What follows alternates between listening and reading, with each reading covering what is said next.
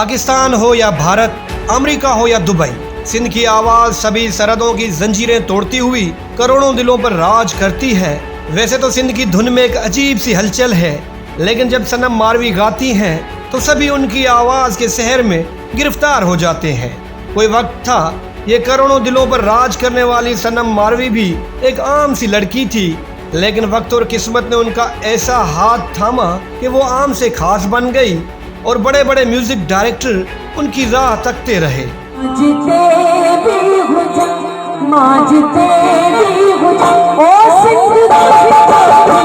सनम मारवी 17 अप्रैल 1986 को सिंध के शहर खैरपुर नाथन शाह के करीब एक छोटे से गांव में फकीर गुलाम रसूल के घर में पैदा हुई। उनका असल नाम सनम है, मारवी उनका लकब है। ये लकब उनको 1.5 साल की उम्र में उमरकोट में मिला था। सनम मारवी ने फन की दुनिया में 7 साल की उम्र में कदम रखा। उन्हें म्यूजिक की तरबियत किसी और ने नहीं बल्कि उनके अपने वालिद ने ही दी थी। सनम मारवी जब 9 साल की हुई तो उस्तादों के उस्ताद नुसरत फतेह अली खान ने उन्हें क्लासिकल म्यूजिक की तरबियत दी। सनम मारवी ने उस्ताद मजीद खान लखनऊ वाले से भी सिंगिंग के गुण सीखे थे। 2006 में सनम मारवी सिर्फ 16 साल की थी। वो फन की दुनिया में मगन थी, लेकिन अचानक उनके वालिद ने उन पर कयामत ढा दी, क्योंकि सनम मारवी का रिश्ता एक 50 साल अहमद कलोड़ों से तय हुआ था। लेकिन किस्मत और जिंदगी दोनों ही अहमद पर मेहरबान नहीं थे। वो जल्दी चल बसा और सनम एक बार फिर से अपने फन की दुनिया में मगन हो गई।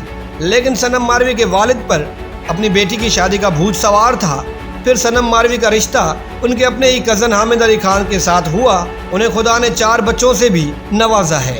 हुकूमत पाकिस्तान, हुकूमत सिंध और दीगर इदारों ने सनम मारवी को बेशतर अवार्ड से नवाजा है। सनम मारवी को असल शोहरत उस वक्त मिली जब उन्होंने शाह अब्दुल लतीफ़ भिटाई रहमतुल्लाह और सचल सरमस्त को गाया।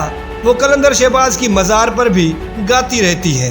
सोना मेरा मौला अली, अमीरा दामीने अली। कुछ अरसा कबल सोशल मीडिया पर खबर सामने आई थी कि सनम मारवी ने तीसरी शादी कर ली है, लेकिन उन्होंने इस खबर की तरदीद की थी।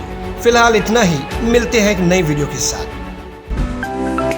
To watch more videos, please subscribe to our YouTube channel and click the bell icon.